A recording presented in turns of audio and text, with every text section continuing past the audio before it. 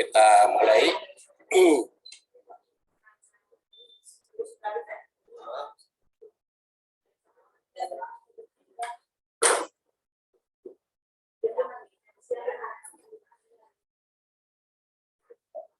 Bismillah, alhamdulillah, wassalatu wassalamu ala rasulillah wa ala alihi wa sahbihi wa mawala.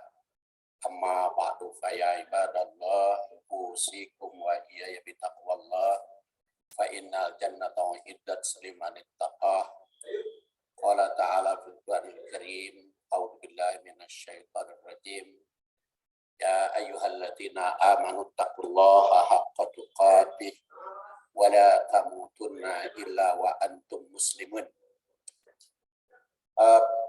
Bismillah, pada pagi ini kita akan melanjutkan bahasan metode tadabbur Al-Quran berdasar 7 langkah tak. Sekarang bagian yang kedua. Itu internetnya nyambung, Nek. Dicek. Jadi berdasar tadabbur Al-Quran berdasar 7 tak atau 7 langkah tak.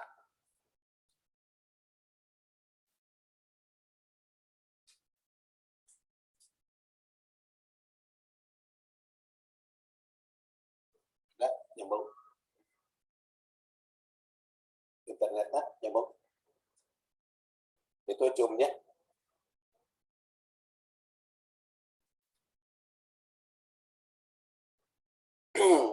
Kemarin kita bahas yang dimaksud dengan metode tadabbur 7K adalah mulai tartibul tilawah, kemudian tarjamah, tarikh, tanasub, tahlil tafsir, takwil, dan tatbik. Langkah 1 sampai 3 sudah kita bahas ya. Tartib tilawah, tarjamah, dan tarikh. Maka sekarang tanasub. Tanasub itu apa? Kaitan antara ayat dengan ayat yang lain. Tanasub ayat itu juga ada beberapa langkah.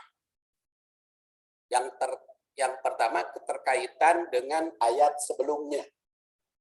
Jadi kalau kita membahas surat Al-Baqarah, Alif Lam Mim dzalikal kitab la raiba fihi hudal muttaqin, kaitan dengan surat Al-Fatihah itu apa? Itu kaitan ayat dengan ayat sebelumnya. Sehingga ada yang mengaitkan kaitan dengan Al-Fatihah. Di dalam surat Al-Fatihah dikatakan siratal ladzina an'amta alaihim. Nah, siratal ladzina an'amta alaihim itu adalah alladzina yu'minuna bil ghaib wa yuqimunas shalah sampai ulaika humul muflihun. Kemudian ghairil maghdub. Apa itu maghdub? Maghdub itu adalah innal ladzina kafaru sawaun alaihim andatahum am lam tundirhum la yu'minun khatamallahu ala qulubihim wa ala sam'ihim wa ala absarihim gisawatu lahum adzabun adzim. Kemudian waladhdallin. Ad-dallin itu adalah wa minan nasi. Itu keterkaitan ayat dengan ayat sebelumnya. Kemudian tanasub ini mempunyai arti berketerkaitan atau hubungan ayat dengan ayat yang lain, baik ayat sebelumnya maupun sesudahnya. Yaitu siratal ladzina an'amta alaihim kaitannya dengan surat Al-Baqarah. Itu kaitan ayat dengan ayat sesudahnya. Kemudian juga kaitan dengan ayat yang lain. Wahbah Az-Zuhaili yang wafat tahun 1932 atau 2015 menggunakan istilah tanasub ini munasabah atau al-munasabah. Jadi kalau Bapak dan Ibu baca tafsir Al-Munir susunan Wahbah Zuhaili, di situ ada namanya al-munasabah. Keterkaitan ayat itu dengan ayat sebelumnya. Kalau Al-Marogi yang wafat tahun 1364 Hijriah itu dimasukkan kepada al-makna jumali. Jadi makna atau pengertian secara umum. Nah, makna secara umum itu beliau kaitkan dengan ayat sebelumnya. Kemudian beliau jelaskan intisari dari ayat yang akan diterangkan. Kemudian para mufassir menggunakan istilah sesuai dengan pemahaman masing-masing. Jadi kalau tadi Wahbah Juhaili al-munasabah, al-marodimah dengan makna jumali, yaitu sesuai dengan pemahaman masing-masing. Namun yang jelas keterkaitan ayat ini sangat penting karena ayat itu saling menjelaskan satu sama lain. Dalam ayat yang saling menguatkan itu sering terjadi pemahaman di kalangan ulama. Kenapa terjadi pemahaman berbeda di kalangan ulama?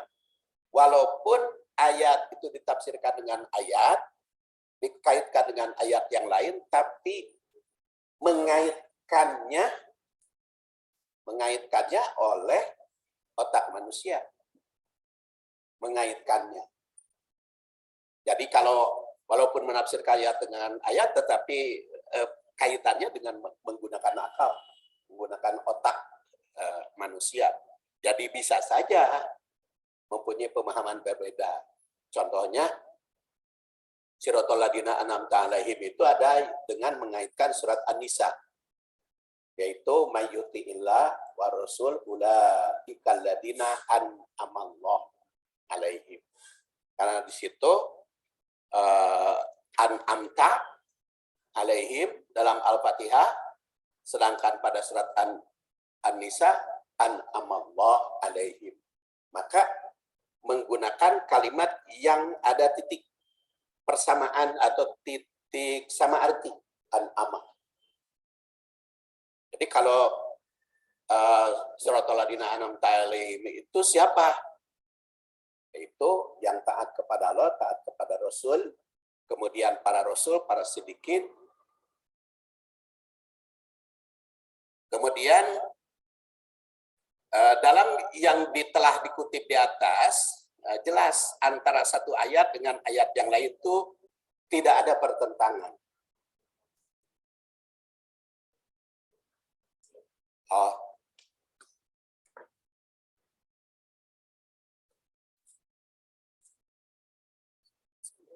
Ya. Ya.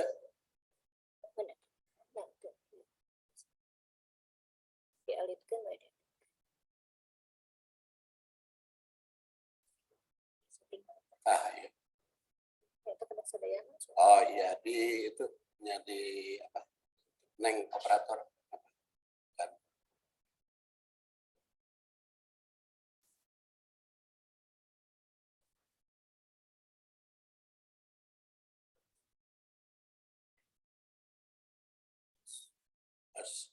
Otomatis ya.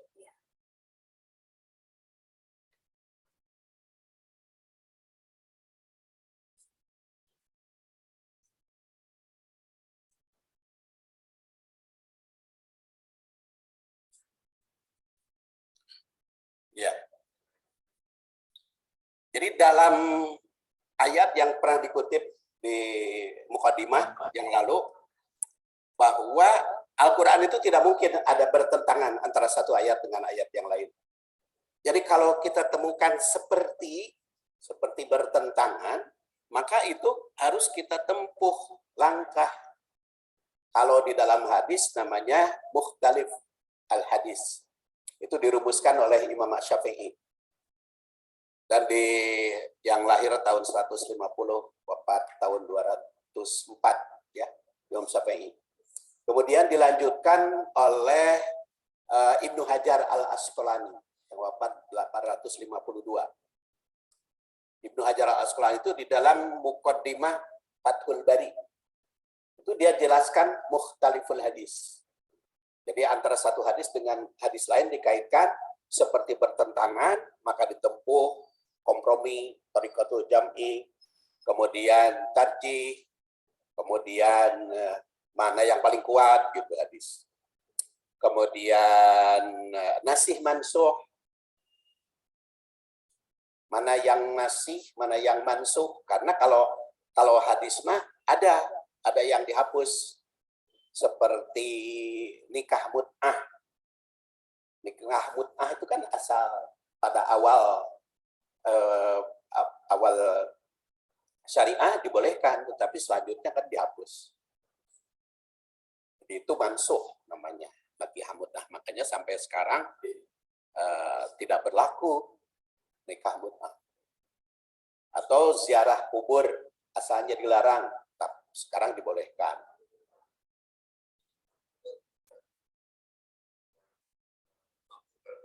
Ya, khomer. Tapi kalau khomer mah Quran. Ya, Quran. Kalau di dalam Quran itu terjadi perbedaan paham. Nasih dan mansuh itu. Tapi kalau di dalam hadis sepakat para ulama adanya nasih mansuh. Kalau di dalam Al-Quran kita jelaskan nanti. Di sini dikatakan afala yatadabbaruna al-Qur'an walau kana min indi ghairillah lawajadu fihi ikhtilafan katsiran. Tidakkah mereka bertadabbur Al-Qur'an? Kalau kiranya Al-Qur'an itu bukan dari sisi Allah, tentu mereka mendapat pertentangan di dalam berbagai ayat. Tapi karena ayat ini dari Allah, maka tidak ada pertentangan. Jadi kalau ada sedikit di dalam hati kok seperti bertentangan, itu bukan bertentangan, tapi harus kita kaji pemahamannya. Pada pengunci ayat ini tegaskan bahwa jika bukan dari Allah, maka akan terjadi pertentangan antara satu ayat dengan ayat lain. Karena ini datang dari wahyu Allah, maka tidak ada pertentangan. Oleh karena itu, dalam tadabbur harus berusaha mengaitkan ayat dengan ayat yang lain, sehingga jelas maknanya. Maka dalam keterkaitan ayat tersebut dikenal dengan thariqatul jam'i, metode kompromi antara satu ayat dengan ayat yang lain. Jika antara satu ayat dengan ayat yang lain sulit dikompromikan, maka ditempuh thariqah nasih mansuh, yang tentu saja harus memahami mana ayat yang duluan, mana ayat yang turun kemudian. Maka disitulah pentingnya langkah ketiga tarikh ayat. Jika tidak dipahami, maka akan kesulitan mengambil makna ayat yang mengoreksi ayat yang lain. Dalam metode ini terdapat perbedaan di kalangan ulama cara memahaminya. Ada yang berpendapat adanya penghapusan keberlakuan ayat dengan turun ayat yang lain, yang turun setelahnya, seperti Bapak tadi katakan, seperti la taqrabus shalah wa antum sukara, itu dimansuh oleh ajtanibu, oleh yas'alunaka 'anil khamri wal maisir qul fihima ismun kabir wa manafi'u linnas. Yang berpendapat adanya penghapusan keberlakuan ayat dengan turun ayat yang lain, antara lain Ibnu Hazmin, dia lahir 384, wafat 456, dan As-Suyuti 849, lahirnya wafat 911. Itu As-Suyuti itu Jalaluddin ya namanya. Dulu ada Jalaluddin dua, Jalaluddin As-Suyuti dan Jalaluddin Al-Mahalli. Nah, kemudian kompromi, dia bikin terjemah Quran dengan bahasa Arab. Karena dua jalal menyatu, jadi tafsir Jalalain. Jalalain itu artinya dua jalal. Jalaluddin Al-Mahalli dan Jalaluddin As-Suyuti. Pun bapak kapungkur punya anak Jalaluddin, namanya Jalaluddin Syatibi. Tapi sebetulnya bukan Jalaluddin Syatibi dulu nama, Bu. pun lanceuk teh Jalaluddin Suyuti. Eta mah kabeh dinakeun Jalaluddin Suyuti dulu nama. Terus pun paman Mang Oleh namanya punya anak satu, namanya juga Jalaluddin Al-Mahali. Maka panggilannya pun lanceuk Jalal, ayeuna Jalal As-Satibi, pun abi Lili Jalaluddin Al-Mahali. Itu teh kan adik kakak sering gitu musyawarah nama-nama. Karena tertarik oleh tafsir Jalalain, yaitu menerjemahkan Al-Quran dengan bahasa Arab. Itu susunan Jalaluddin Al-Mahali dan Jalaluddin As-Suyuti. Nah, Jalaluddin As-Suyuti itu berpendapat ada nasih mansukh di dalam Al-Quran. Sama dengan Ibnu Hazmin dan juga yang lain-lain, masih banyak. Ini hanya contoh saja. Ada pula ulama yang berpendirian tidak ada nasih mansukh dalam Quran, karena Al-Quran itu justru memansuh kitab sebelumnya. Jadi manan sahmin ayatin aulun siha itu adalah ayat memansuh kitab-kitab sebelumnya. Kitab sebelumnya itu apa? Yang kita kenal, Taurat, Zabur, Injil, Al-Quran. Tapi ketika Rasulullah ditanya oleh Abu Dar Al-Ghifari, kam kitaban yunzal, berapa kitab yang diturunkan? Rasul menjawab, mi'ah kitab wa arba'ah kutub. 100 kitab plus 4. 100 kitab plus 4. Itu kepada Ahnuh, Idris, kepada Ibrahim, yang dikenal dengan Suhuf. Nah, ada Suhuf Musa. Kalau kepada Musa itu ada 2, ada Suhuf, ada Taurat. Suhufnya 10, Taurat. Itu 104. Nah, itu apa yang dijelaskan di dalam 104 kitab, kalau ada yang berbeda, maka Quran yang jadi nasih, yang memansuh hukum terdahulu. Apakah ada hukum terdahulu yang dimansuh? Ya, antara lain syariat Nabi Adam. Syariat Nabi Adam kan boleh kawin adik kakak, ya. Jadi tapi tidak boleh sakembar, terus disilang. Kemudian hukum-hukum terdahulu seperti zaman Nabi Isa itu kalau diampuni yang meninggal bebas, tapi kalau oleh Al-Quran kan bebas, soalnya hukuman anak, tapi ada bayar denda dan masih contoh yang lain lagi. Ulama yang berpendapat tidak ada nasih mansuh dalam Quran adalah Abu Muslim Al-Asfahani yang wafat 33 Hijriah. 333 Hijriah. Itu Abu Muslim Al-Asfahani yang menyatakan bahwa Allah menurunkan Quran itu berlaku sepanjang masa. Tidak ada yang dihapus. Tidak mungkin Quran dihapus. Namun kenyataannya perbedaan pendapat itu implikasi hukumnya tidak jauh berbeda. Karena satu sama lain itu mempunyai titik persamaan. Keberlakuan hukum syariah itu tetap abadi menurut semua orang juga. Kemudian kita kembali ke As-Suyuti yang wafat tahun 911 Hijriah. Bahwa ayat Al-Quran itu mempunyai sifat mujmal mubayyan, muawwal mafhum, mutlak muqayyad, dan nasih mansukh. Karena dia berpendapat ada nasih mansukh tersebut.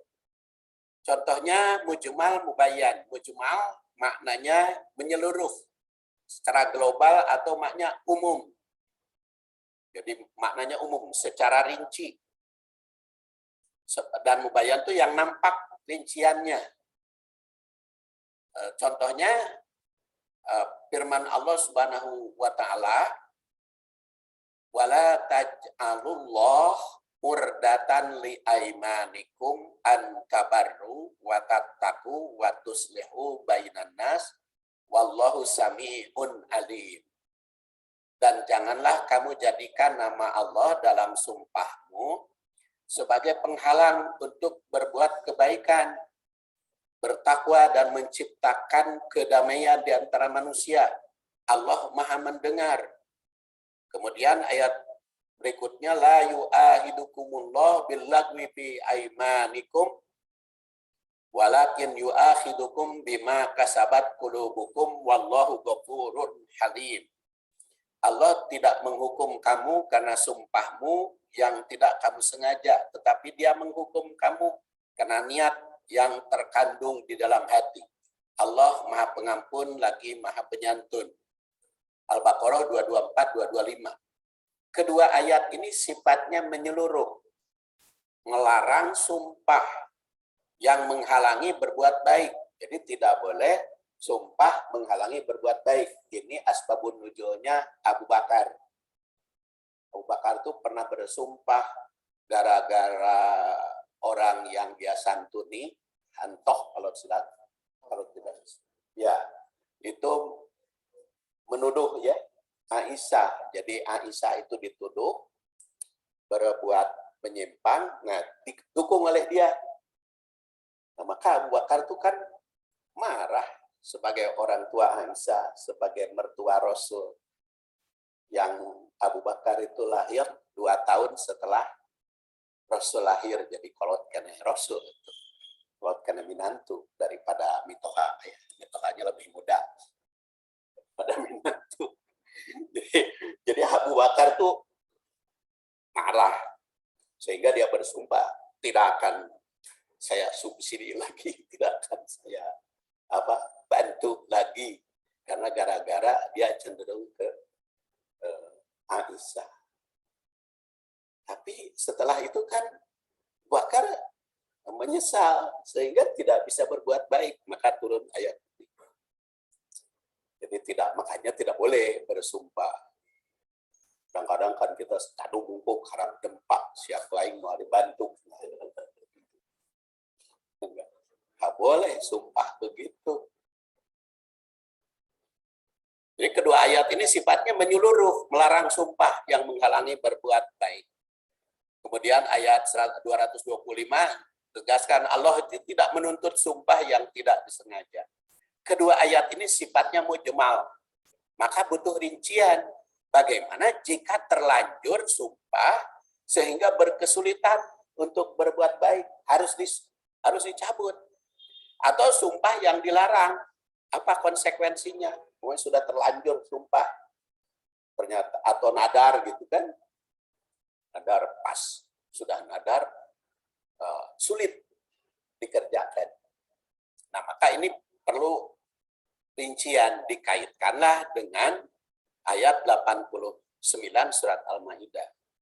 La yu'akhidukumullah billagwi fi aimanikum walakin yu'akhidukum bima aqadtumul aiman fakaffaratuhu it'amu asyarati masakin min awsati ma tut'imuna ahlikum au kiswatuhum au tahriru raqabah. Faman lam yajid fasyam salasa ayyam dzalika kaffaratu aimanikum idah talabtum wahfadu aimanakum kadzalika yubayyinullahu lakum ayatihi la'allakum tashkurun.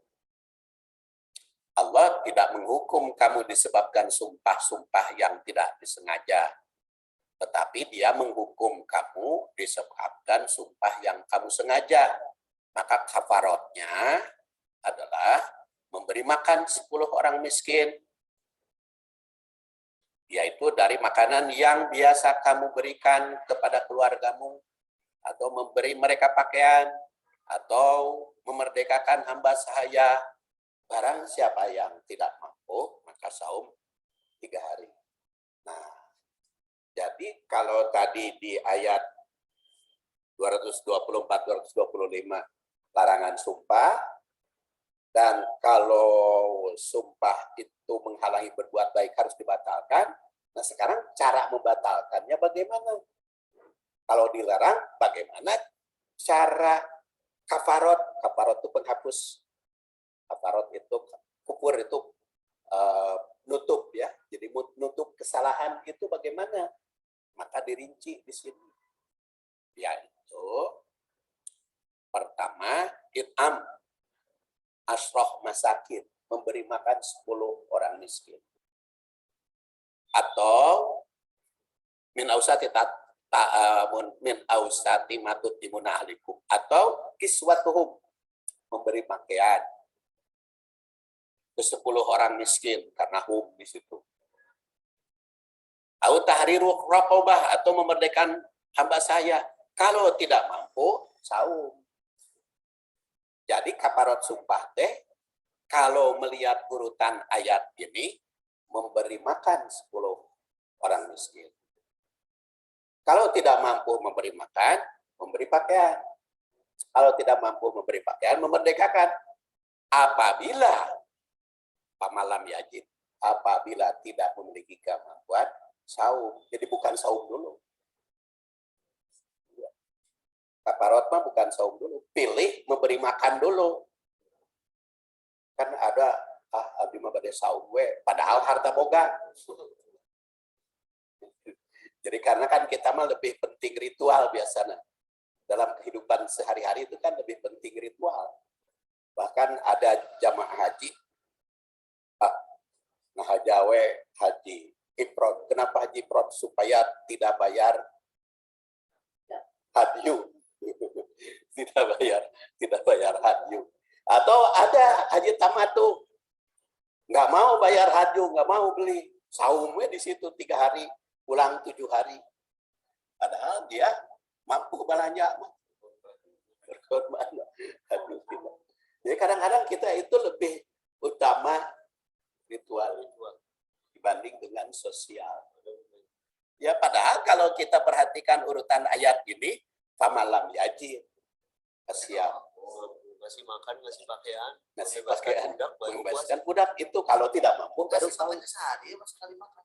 Kalau 10 orang sehari. Ya, ya, tapi kalau di sini dikatakan min ausati tut imuna ahlikum, standar yang biasa kita makan. Makanya kafarot sumpah menteri berbeda dengan kafarot sumpah beca. Kalau menteri itu kan kalau dia pergi SPJ-nya 10.000, 10 juta konsumsinya sehari. Berarti kalau dia sumpah palsu, ujung-ujung korupsi, maka dia harus kafarot 10 kali 10 orang, 100 juta. Min ausati tut imuna ahlikum, jadi sesuai. Nah ini juga ada ulama yang mengaitkan fidyah. Fidyah itu kan di kalangan ulama berbeda-beda. Ada yang 1 mud, ada yang 1 kulak gitu ya. Antara Imam Syafi'i, Imam Hanafi itu berbeda-beda. Tapi ada ulama yang mengaitkan min ausati tut imuna ahlikum.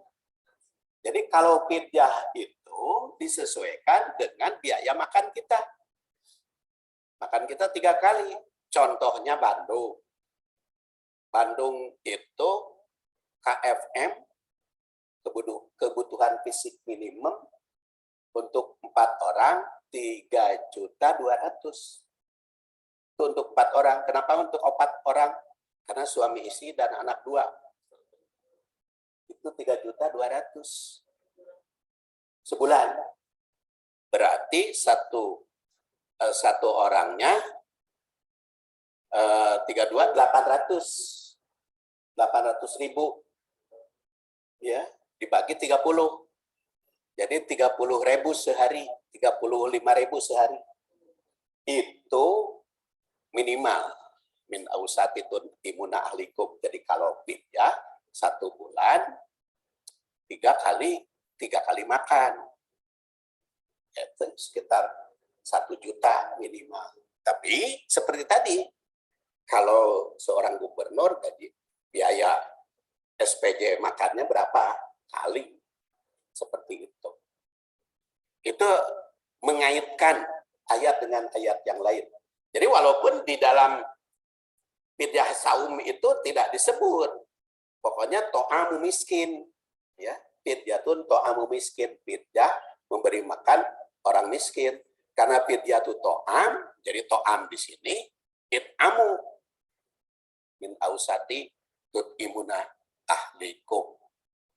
Nah, jadi ayat yang sifatnya mujmal itu dijelaskan oleh yang rinci. Dengan demikian nampak hukumnya bahwa sumpah jika sudah terlanjur diucapkan harus dipenuhi. Jika tidak bisa dipenuhi, maka harus bayar kafarat. Makanya kalau umat Islam itu taat di dalam hukum, di Indonesia itu bakal sugih, kayak cikruh orang miskin. Karena apa? Karena banyak yang melanggar sumpah kan. Itu dia kan tidak, ketika berjanji kan, demi Allah saya tidak akan menerima dan menjanjikan sesuatu apapun. Itu kan, itu sumpah itu. Qurannya di atas lagi. Maka setiap dia korupsi, langgar sumpah kan? Dia menjanjikan kafarat. Kan di Indonesia pejabat teh ada 3 R teh. Revolusioner, visioner, familiar. 3 R. Revolusioner itu apa? Artinya perubahan cepat. Begitu diangkat jadi pejabat, langsung berubah gaya hidupnya. Mobilnya ganti, rumahnya ganti, makannya ganti. Revolusioner, perubahan cepat. Kemudian visioner. Visioner apa? Pandangannya jauh ke depan. Baru dilantik, sekarang sudah memikirkan 5 tahun yang akan datang, saya harus jadi apa? Sudah diangkat lagi. Dan R yang ketiga, familiar. Jabat inisiatif. Angkut, saudara-saudara, segala macam. Ya, jadi stafnya. Bahkan kalau saya sudah beres jadi wali kota, nanti istri menggantinya. Itu kan Indramayu kan, istrinya. Purwakarta istrinya. Cimahi istrinya kan. Terus Kabupaten Bandung menantunya kan. Jokowi anaknya kan di Solo. Jadi itu familiar. Padahal janjinya kan tidak. Janjinya tidak. Makanya kalau pejabat Indonesia taat beragama, kan orang miskin itu semua. Di 10 orang miskin sesuai. Tapi karena tidak taat gitu ya. Jadi banyak yang ada alasan. Saya pernah berdialog dengan tapi kan saya mah cenah sumpahnya kayak bobodohan. Enggak, sumpahnya itu main-main gitu. Bukan beneran. Saya mah bukan demi Allah cenah, tapi bumi Allah. Tidak. Nah, sumpahnya itu main-main. Tetapi ada hadis kan, al-halfu liman yusaddiquhu. Sumpah itu sah apabila dibenarkan oleh yang minta. Jadi kalau dia, walaupun dia main-main ketika sumpah, tetapi karena menyumpahnya mengakui, itu sah sumpah. Tetap aja setiap pelanggar harus bayar kafarat. Ya, tidak bisa itu. Walaupun di dalam ayat ini main-main itu ketidaksengajaan diri, tapi kalau tadi hadir menyatakan jawab sumpah, kemudian melanggar, tetap. Jadi kalau mau mencabut sumpahnya harus di depan umum, alias turun jabatan kan. Makanya paling aman mah dagang. Sapi itu dagang mah insya Allah asal jujur. Jadi pejabat mah deh para rebut. Jadi berebut. Berebut posisi itu di mana-mana ya, bukan aja dapat anugerah di jabatan swasta ge. Utak abdi mah zaman diangkat jadi dosen Unisba Desember tahun 86 sampai pensiun kemarin 7 Juli 2019 ya. 2020 pernah menjabat 2 kali. Yang pertama kepala seksi akademik, yang kedua bimbingan keluarga sakinah. Itu mah yang namanya jabatan, tong-tong yang basah-basah gitu, yang garing-garing juga diparebutkeun pada hayang. Makanya ketika dekan baru diangkat, Pak Saipudin mau jadi apa? Saya mau jadi dosen we. Kenapa batur rumah hayang? Karena kan lumayan itu kalau jadi dekan mah gajinya juga hampir 20 juta tuh per bulan. Bagaimana tidak kabita, tapi itu parebut ya, parebut. Jadi alhamdulillah begitu pensiun teh tengah rumah saya naon karena gaji nanti teu gede-gede ting, jadi begitu pensiun teh turunan tuh. Cuma kalau jadi pejabat pensiun kan berat.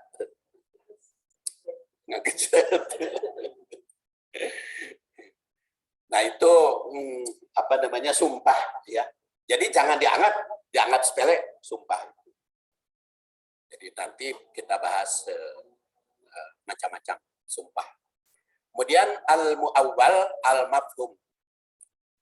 Takwil yaitu makna dibalik makna sebenarnya. Baru bisa dipahami secara tepat dan jelas bila dikaitkan dengan ayat yang lain. Ayat yang perlu ditakwil agar maknanya lebih jelas itu cukup banyak. Pada pertemuan yang lalu sudah saya sampaikan alif lam mim. Alif lam mim itu kan di kalangan ulama berbeda paham. Ada yang mengatakan itu ayat mutasyabihat. Makanya Departemen Agama tidak menerjemahkan kan. Alif lam mim alif lam mim sod nun. Jadi tidak diterjemahkan. Beda lagi dengan Ibnu Abbas yang lahir 3 tahun sebelum hijrah Rasul. Ya, alif lam mim itu ditawil, alifnya Allah, lamnya Jibril, mimnya Muhammad. Yusuf Ali, alif itu A, huruf belakang, L itu huruf tengah, mim itu huruf depan. Jadi Quran itu bicara masa silam, masa kini, dan masa datang. Itu takwil. Alif lam mim itu takwil. Karena memang ayat itu ada yang mutasyabihat, ada yang muhkamat. Tetapi ayat tidak menyebut mana muhkamat, mana mutasyabihat.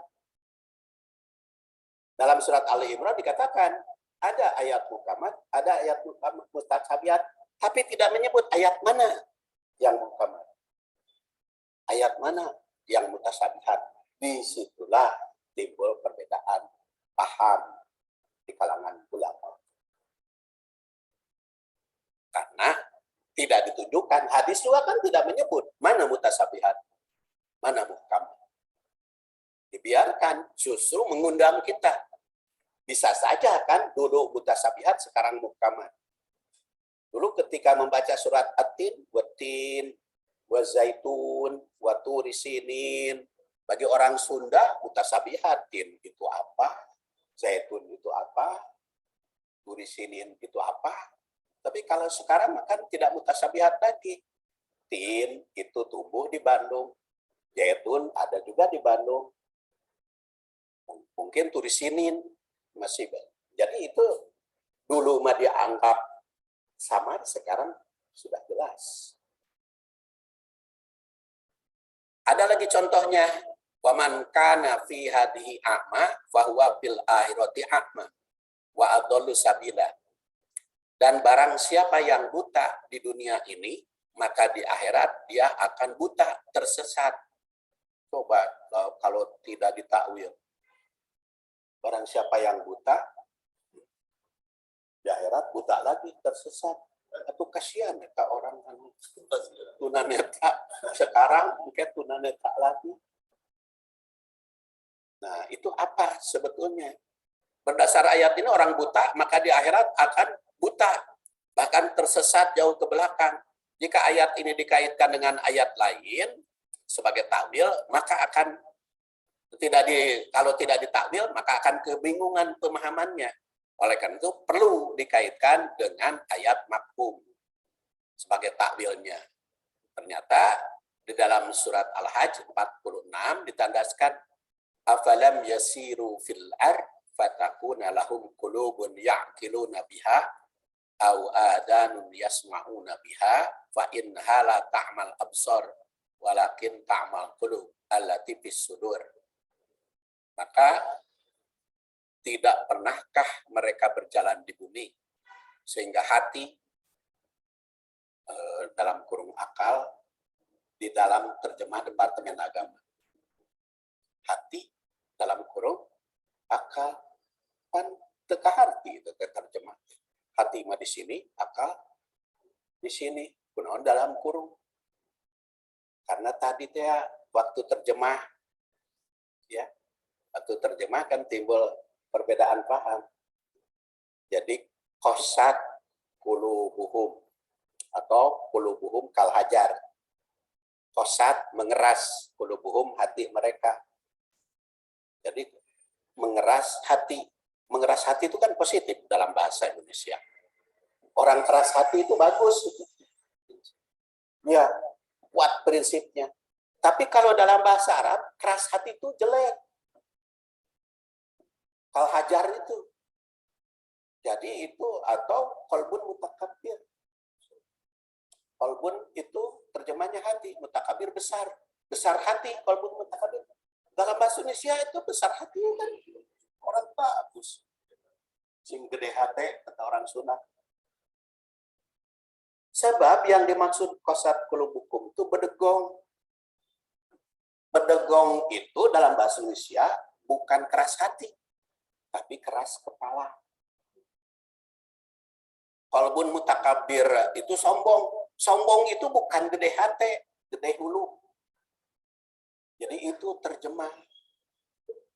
Makanya Departemen Agama di sini dikatakan sehingga hati mereka dapat memahami itu dalam kurung akal.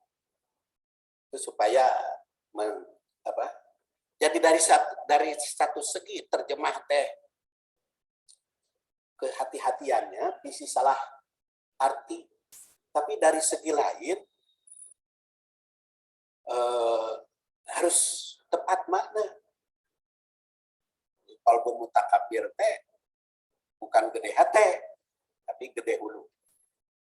Tapi kan lamun gede hulu kan bertolak belakang. Itulah terjemah. Jadi di sini dikatakan telinga mereka dapat sehingga dapat mendengar. Sebenarnya bukan mata itu yang buta. Bukan mata kepala, tetapi hati.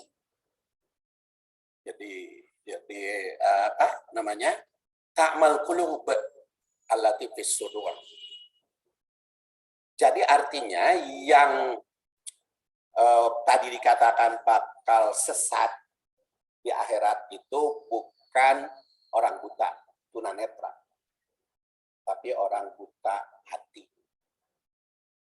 Orang yang fi qulubihim marad wa zadahumullahu marodo. Hatinya sakit. Sehingga Allah menambah penyakit. Jadi kalau penyakit qalb, penyakit hati tidak disembuhkan oleh Allah. Fi qulubihim marad wa zadahumullahu marodo. Allah akan karena apa? Karena penyakit hati mah harus disembuhkan oleh diri sendiri.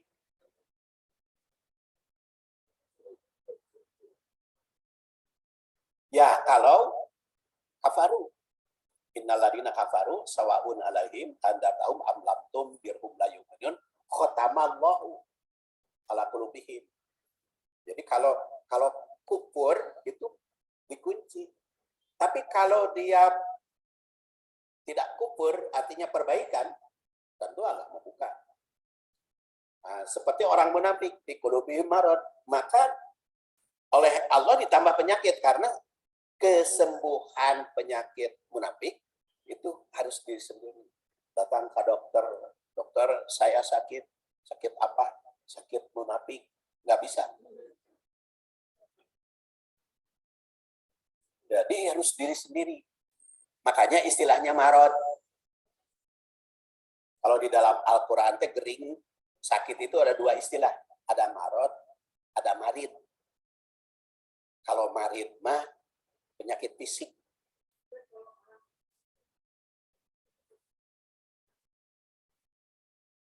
Ya tentu saja kalau ke pengajian mah harus ditelusuri dulu sebabnya apa.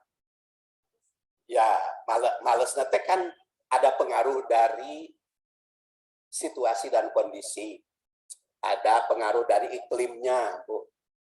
Iklim, umpamanya iklim pengajiannya. Kumaha. Itu mah alasan. Boleh jadi, Bu. Tidak, karena ustadznya tidak sesuai, kan bisa jadi. Tidak sesuai dengan keinginan, kan bisa jadi. Jadi makanya kalau diajak pengajian aliman, jangan langsung curiga, jangan langsung vonis, dikunci hati. Sebab bisa saja dia tidak cocok dengan yang isinya. Bisa juga tidak cocok dengan situasi dan kondisi. Bisa juga dengan lingkungan. Kan bisa terjadi seperti itu. Cindet nama hari memponis mah ulah. Memponis mah ulah. Husnudan kalau kepada manusia mah. Oh, diajak ngaji aliman, ya alim sote, tidak tahu kan kita alasannya. Mungkin karena kan gini, kesenangan orang itu kan berbeda-beda, Bu, dalam pengajian itu. Ada yang senangnya sejuk. Jadi ceramahnya itu yang sejuk. Sehingga pimpinan protokolnya kayak mudah-mudahan ceramah Ustadz menyejukkan hati. Jadi sejuk, ada yang senang sejuk. Ada juga yang senang semangat. Yang galak gitu. Galak itu senang. Itu almarhum Pak Dedi Rahman kan galak orangnya itu. Tapi banyak itu yang senang. Banyak yang senang itu. Ada juga yang sejuk atau seperti Agim gitu kan sejuk gitu. Pokoknya mengenang we. Namun ceramah Agim enak gitu kan hati. Kan banyak yang senang. Ya. Aceng Jakarta panas atau sejuk? Sejuk. Walaupun keras ya. Cek ibu mah sejuk. Tapi cek yang lain mah. Nah, itu kan macam-macam. Macam-macam jadi. Makanya kata Al-Ghazali itu ulama yang lahir 450, wafat 505. Umurnya cuma 55 tahun. Kitabnya Ihya Ulumuddin. Dalam diri manusia itu ada rutob, ada haroroh. Ada haroroh itu yang sifatnya panas. Rutob itu dingin. Jadi ada manusia itu yang rutobnya tinggi, seneng ceramahnya yang lunak-lunak, yang halus-halus. Ya sejuk-sejuk, lamun Pak Saifuddin ceramah mau adaikeun. Saya mengajaknya berpikir kan pusing tuh tadi juga. Karena itu suruh berpikir gitu. Ada yang seneng tadi PPN gitu, surga gitu. Itu karena rutob. Ada juga yang haroro, senangnya yang panas-panas. Jadi apabila diberikan ceramah yang ngeritik itu senang. Ya, karena di dalam diri manusia itu ada rutob dan haroro. Makanya makanannya juga kan tadi watin wazaitun. Tin itu sejuk. Membawa tin itu sejuk karena dia makan pagi-pagi itu bagus ke pencernaan. Manis tanpa gula. Zaitun itu panas. Kalau makan zaitun banyak, ngesang. Itu makanya makanan itu harus seimbang. Zaitun, batu risilin itu nanti rekreasi di pegunungan itu nanti bab surat atin panjang gitu, panjang lagi nanti. Jadi itu apa namanya dalam makanan, makanya mungkin ibu ngajaknya kurang rutop kesejukan atau kepanasan.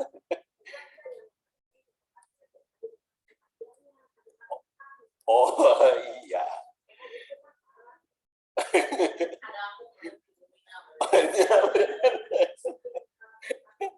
Iya. Ya maklum Bu. Jadi harus baik sangka we udah nglayahna. Iya. Jadi setelah ditakwil itu nampak ya. Jadi yang apa? Yang berat di akhirat itu yang tak makhluk.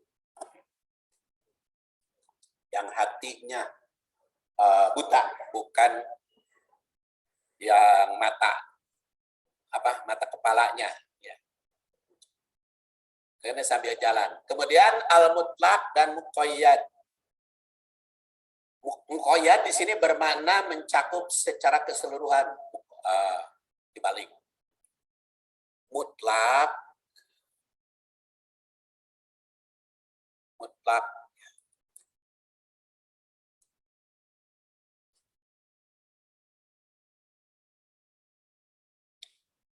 mutlak itu mencakup menyeluruh ya,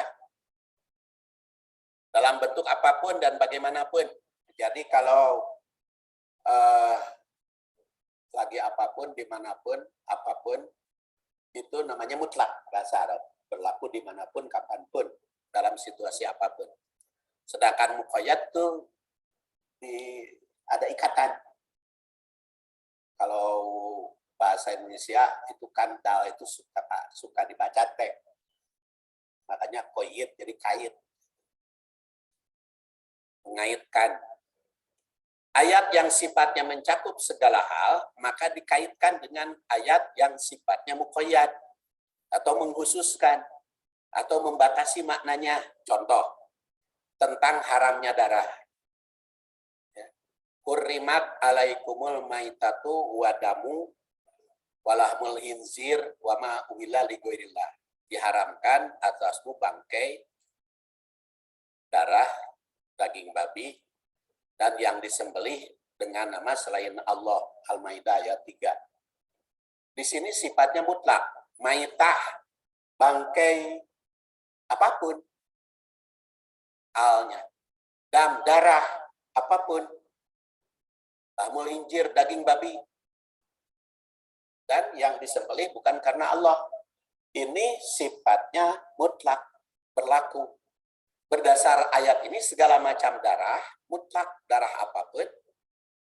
Namun jika dikaitkan dengan ayat yang lain, maka jelas yang dimaksud dengan ayat ini adalah adam al-masbuh, darah yang mengalir dari sembelihan hewan. Apalagi kalau menurut Imam Asy-Syafi'i kan setiap yang haram itu najis.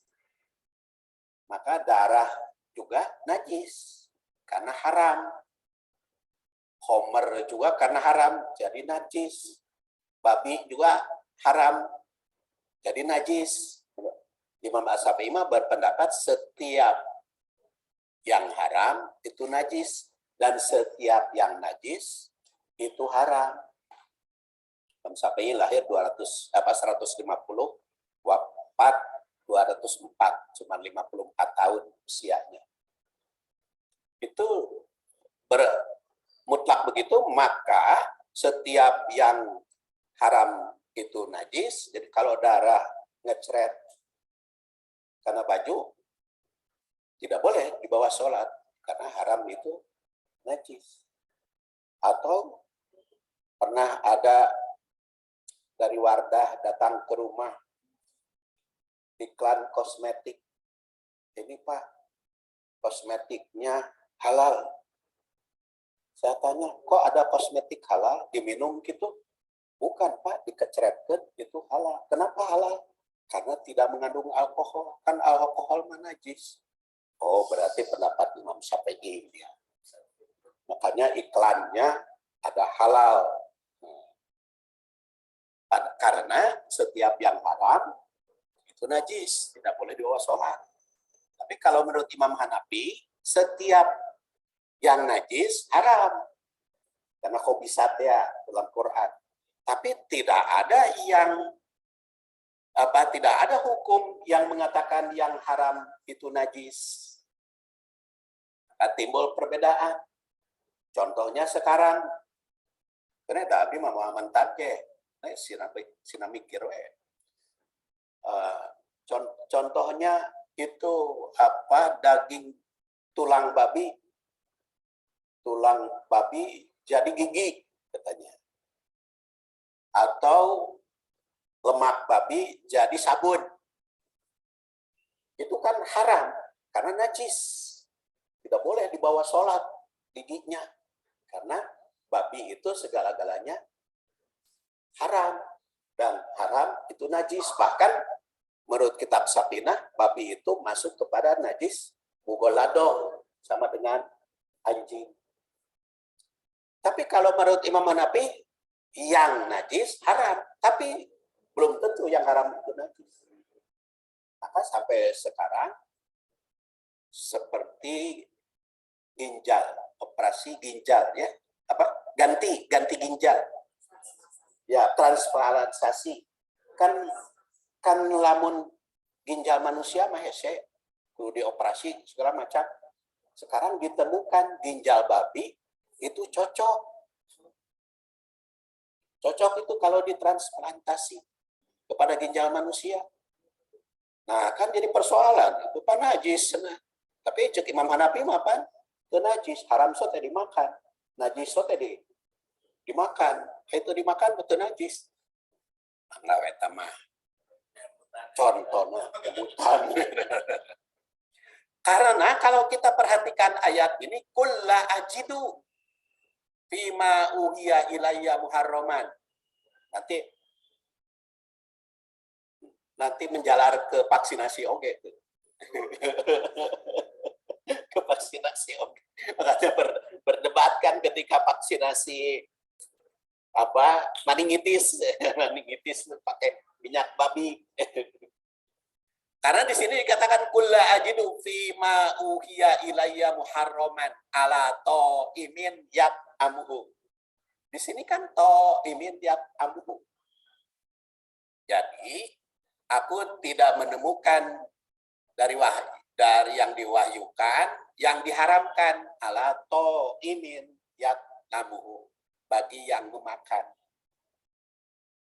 Illa ayakuna maitatan, bangke, audaman maspuhan, atau darah maspuh, aulah mal hinjir, fa innahu rizun. Semuanya itu rizun.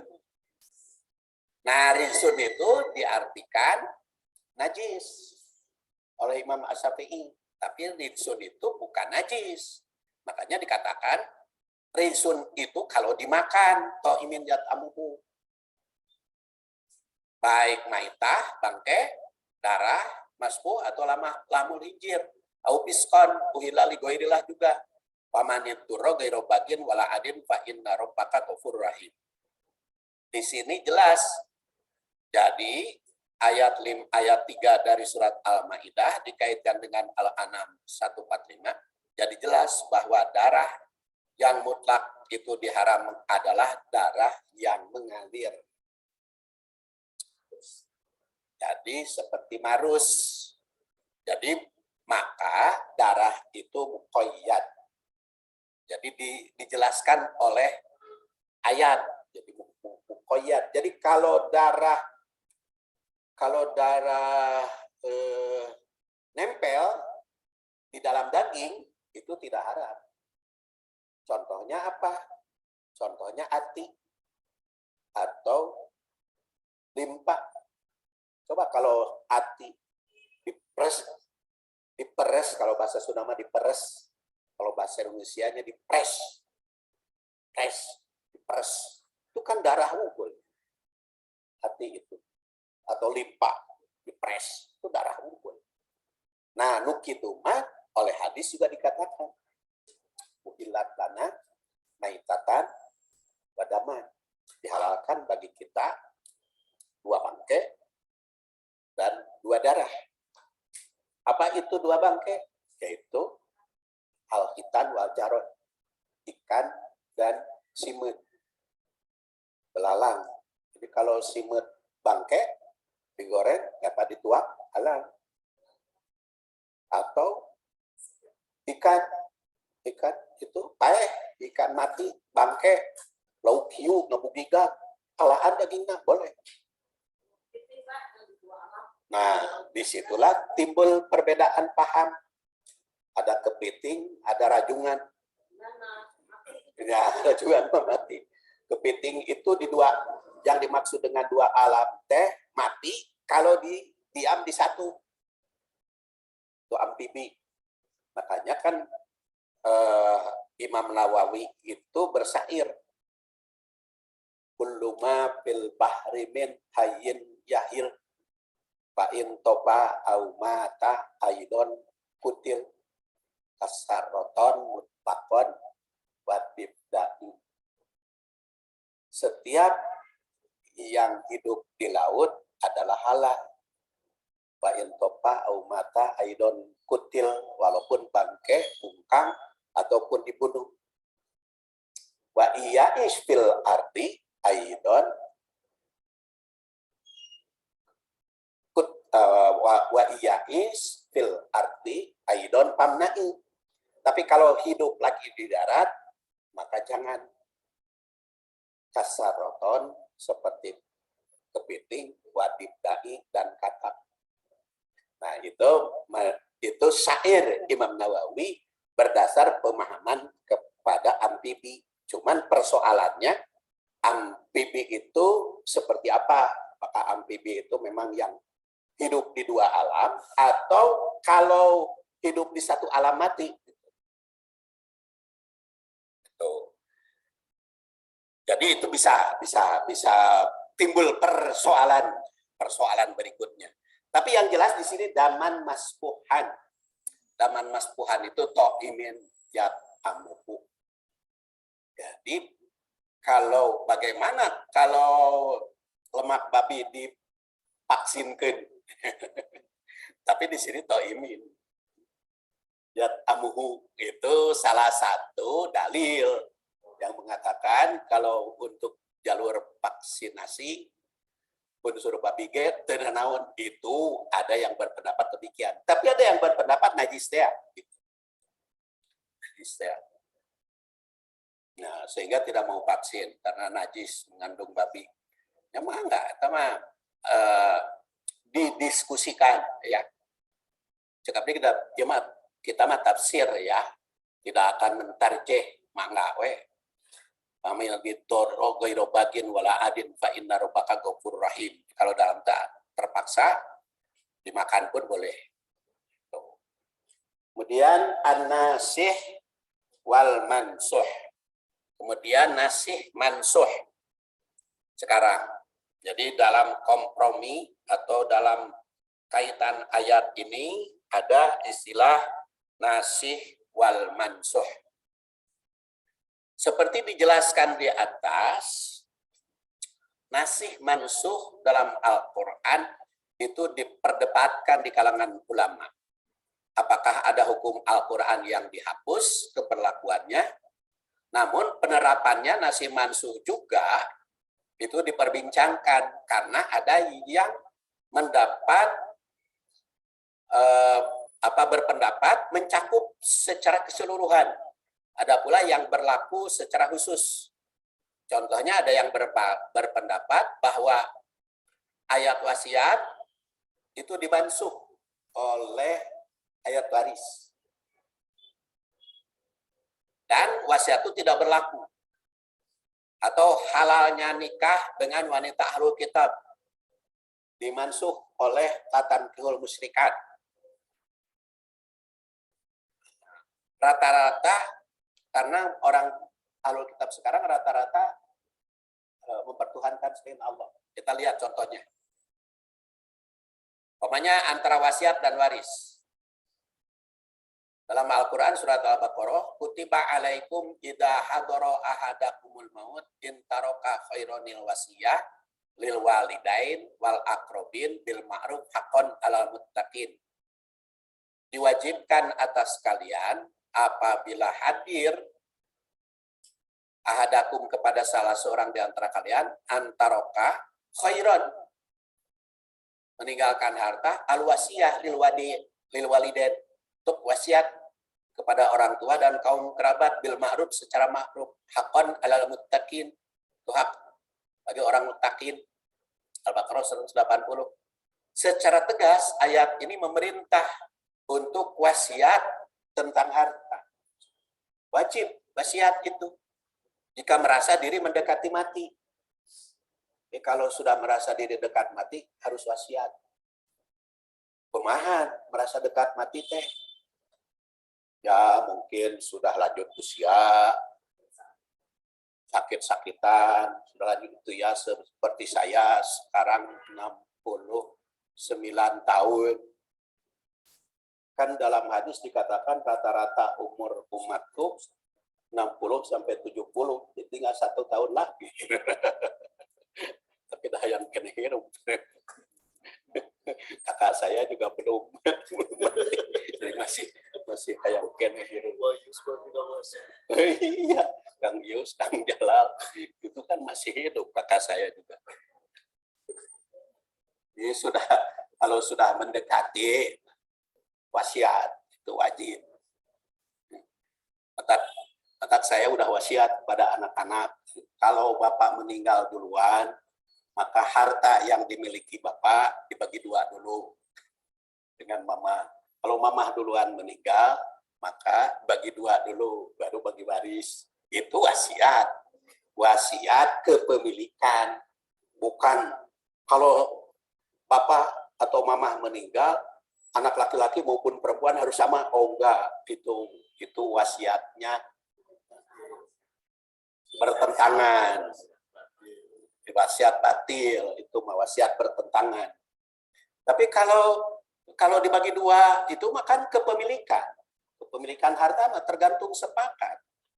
Apa Sapik sama Neng tuh sepakatnya harta yang didapat itu milik berdua atau 2/3 1/3 itu tergantung kesepakatan mereka. Walaupun di dalam kompilasi hukum Islam dikatakan segala harta yang didapat setelah menikah menjadi milik berdua. Namun geus menikah, harta yang didapat sebelum nikah beda deui, Pak. Yang didapat kalau saya dengan istri saya, harta itu didapat setelah menikah. Sebab waktu nikah mah, waktu akad nikah mah polos-polos saja. Polos-polos saja. Saya mahasiswa, istri saya sekolah, gitu. Jadi polos-polos saja.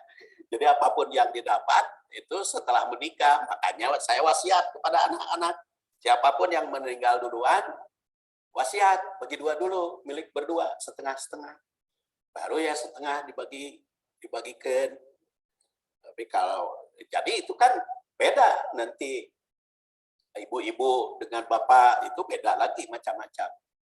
Yang jelaskan di dalam Quran, lirijali nasibu bimaktasabu walin nisa'i nasibu bimaktasabna. Laki-laki mendapat bagian sesuai usaha, perempuan dapat bagian sesuai usaha. Berapa persen? Saya ingat itu dulu ketika Gapuraning Rahayu ya, bos-bos itu meninggal. Itu karena kan kalau istrinya jadi direktur, maka suami komisaris. Itu nanti suaminya jadi direktur, istrinya komisaris, itu selalu begitu. Sehingga baju bus itu karena kerjasama suami istri. Maka ketika saya membagikan waris, saya ijtihad, oh kalau begitu hak ibu dan bapak sama. Maka seluruh harta kekayaan yang miliaran itu dibagi 2 dulu, baru dibagikan. Tapi silakan pertimbangkan, karena itu yang jadi saksi kan istrinya saja. Tapi setelah sebulan kemudian si istrinya telepon, Pak, jangan setengah-setengah. Bapak jeung ibu, kenapa Bu? Rasanya cenah bapak lah lebih besar jasanya. Walaupun didapat setelah nikah, bapak lebih besar karena dia yang kalau urusan polisi, urusan segala macam itu bapak. Oh ya mangga. Berapa persen? Akhirnya dengan sepakat. Jadi si bapaknya 65%, istrinya 35%. Jadi yang dibagikan pada saat itu 65%. Soleha, istrinya jujur. Perebut. Bertahun-tahun saya bagikan beres saja si ibu itu segala macam. Jadi pembagian saham. Minggu yang lalu meninggal istrinya juga. Nah kalau ada yang bilang harta istri, harta suami adalah harta istri adalah harta istri, kumaha itu? Ya itu mah pendapat filsafat.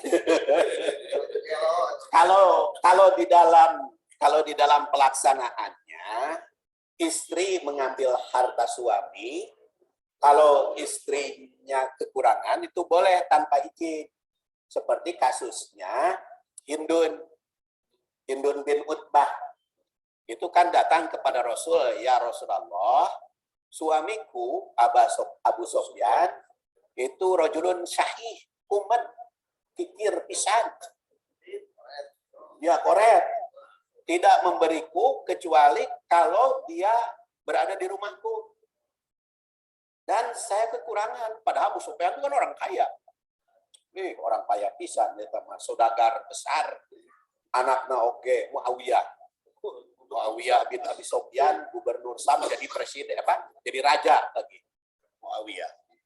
Tapi itu kumet pisan. Bagaimana ya Rasulullah? Akhirnya saya sering ngambil dari hartanya tanpa sepengetahuan suami.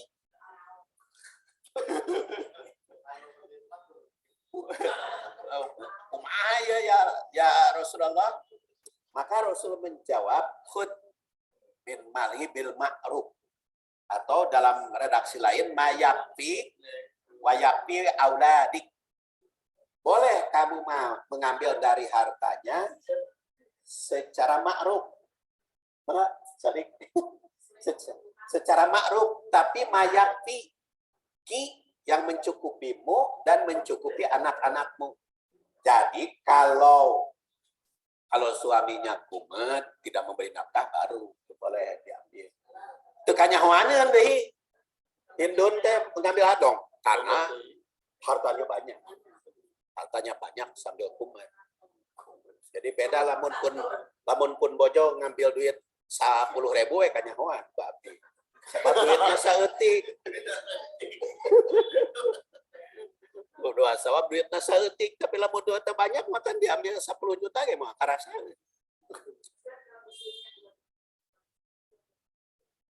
Ya, suami istri dua-duanya kerja berdasar kompilasi hukum Islam, apa yang didapat milik berdua. Kalau dalam hukum Islam. Makanya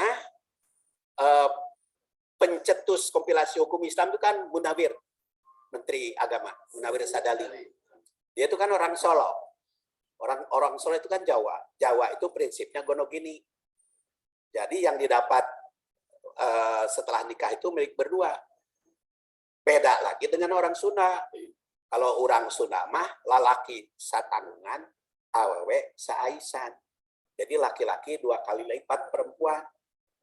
Beda dengan orang Padang. Orang Padang mah harta itu ada harta perempuan. Jadi melalui jalur perempuan ada harta pusaka. Jadi tergantung adat rumah tangga. Berdasar Quran bagaimana? Lirrijali nasibu mimma tasabu, walin nisa'i nasibu mimma tasabna, sesuai dengan usaha. Nah, usahanya itu bagaimana mencetuskannya? Itu adalah kejujuran masing-masing. Bagaimana kalau lebih besar istri? Tapi lebih besar istri itu jasa suami ada atau tidak? Sekarang banyak istri yang modalan suami, Ustaz. Hanya yang modalan suami. Modalan suami ada istri. Memang istrinya lebih besar hasilnya, tapi kan dengan modal Itu kan jasa. Makanya di dalam Quran nimat tasabu. Nimat tasabu itu sesuai dengan usaha. Usaha itu apa? Usaha itu bisa modal. Ya, usaha itu bisa modal, usaha itu bisa praktek gitu, nimat tasabu. Jadi yang bagus mah sepakati aja dulu waktu hidup sekarang. Ustaz kembali ke ayat ini, saya mau tanya, apakah ayat ini kutibahnya itu hanya berlaku untuk masalah wasiat masalah harta atau masih wasiat secara umum? Ya. Misalnya kan suka ada yang wasiat kayak lamun orang mau tong kawin deui nya. Di sini pengertian khairan. Nah, Pengertian khairan itu sebagian ulama harta. oh harta. Sebagian ulama begitu. Tapi ada juga yang mengartikan khairan itu kebaikan. Kebaikan itu contohnya tadi wasiat. Kalau saya meninggal, jangan kawin deui, itu mah tidak baik. Da kuduna mah lamun bapak meninggal, kamu anu bogoheun kawin aja. Supaya apa? Harta hasil usaha bapak bisa dinikmati dengan suami baru, kan begitu.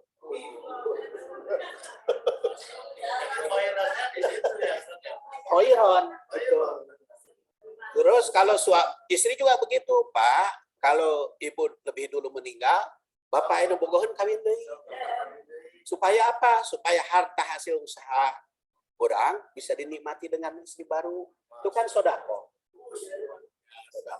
Itu khairan. Makanya tong wasiat ke suami, Pak, kalau ibu meninggal lebih dulu jangan kawin lagi, jangan. Biarkan aja. Itu suami istri itu cinta sejati. Kalau salah satu meninggal, cari ganti.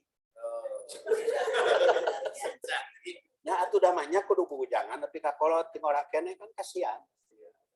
Kalau masih muda. Ada ibu sambung. Makanya ke Sapikpik itu kepada bekas suami Neng, ucapkan terima kasih. Syukur. Kenapa syukur? Kalau kamu tidak mencerai Neng tidak akan kawin dengan saya. Karena bercerai, jadi syukur kamu sudah mencerai. Gitu. Terima kasih. Jadi Kamaginya ngopi bareng di gitu. Jadi kerjasama lah, saling mengucapkan terima kasih. Makasih ya, kamu sudah mencerai. Oh, kalau kamu tidak mencerai, tidak kawin dengan saya. Gara-gara kamu cerai, maka jadi istri saya. Mereka juga harus berterima kasih. Itu sudah mencerai istrinya, dipikannya sapi kan harus bersyukur. Jadi hidup mah. Nah, wasiat di situ kenapa ada yang harta, ada yang. Nah, di sini oleh ulama ada yang menganggap dimansuh oleh ayat waris. Ada yang berpendapat bahwa wasiat itu hukumnya telah dimansuh, jadi hukumnya. Karena apa? Karena surat An-Nisa ayat 11, 12, 176 ditegaskan lirrijali nasibu mimma tarokal walidan wal aqrabun walin nisai nasibu mimma tarokal walidan wal aqrabun mimma qala minhu au kasur nasibam mafruḍa. Setelah turun ayat waris, setiap harta ada ahli waris. Setiap yang ditinggal wafat ada warisannya. Makanya tidak perlu wasiat lagi katanya, tidak wajib. Tidak wajib wasiat lagi. Tapi berdasar ayat ini ada juga tidak ada hukum wasiat hapus. Jadi berlaku dua-duanya. Berlaku dua-duanya. Jadi yang dimaksud dijelaskan bahwa tidak ada nasi mansuh dalam Quran, maka tetap berlaku. Wasiat itu tetap diwajibkan bagi yang merasa mendekati mati, tapi bukan untuk ahli waris. Nah, itu dimansuhnya. Jadi bukan hukum wasiatnya. Wasiat tetap berlaku. Makanya dijelaskan oleh hadis, innallaha qad a'ta kulladzi haqqin haqqahu fala wasiyata liwarisin. Sungguhnya Allah telah menetapkan hak waris masing-masing, maka tidak ada wasiat untuk ahli waris. Ahli waris. Jadi kalau wasiat pemanya tadi gening tos jam 12 sudah duhur. Kemudian satu lagi nasi mansuh. tentang ahlul kitab ya. Nah, bolehnya menikahi ahlul kitab itu Al-Maidah ayat 5. Sedangkan waris apa? Sedangkan Al-Baqarah 221 tidak boleh menikah dengan wanita musyrik. Nah, ini jadi persoalan. Apakah hadis ayat ini memansuh ayat ini atau ini memansuh ayat ini? Kalau ayat Al-Maidah dimansuh oleh Al-Baqarah, maka wanita ahlul kitab yang tidak musyrik. Karena sekarang musyrik menyembah Yesus. Yahudi menyembah Ezra atau Uzair. Tapi kalau Al-Baqarah yang memansuh ayat ini, berarti ahlul kitab boleh walaupun musyrik. Disitulah perbedaan paham antara mansuh dengan nasih dan mansuh karena sudah waktu duhur bersambung. Insya Allah nanti bagian tahlil, takwil, dan tatbik. Jadi 3 lagi ya. Kan kita bahas. Jadi karena tanya jawab nama atau tayo oke secara langsung kita akhiri saja. Subhanakallahumma wa bihamdik asyhadu an la ilaha illa anta astaghfiruka wa atubu ilaik. Assalamualaikum warahmatullahi wabarakatuh.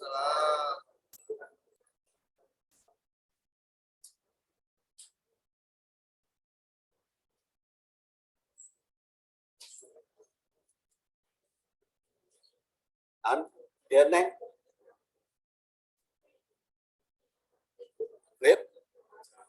lip semua.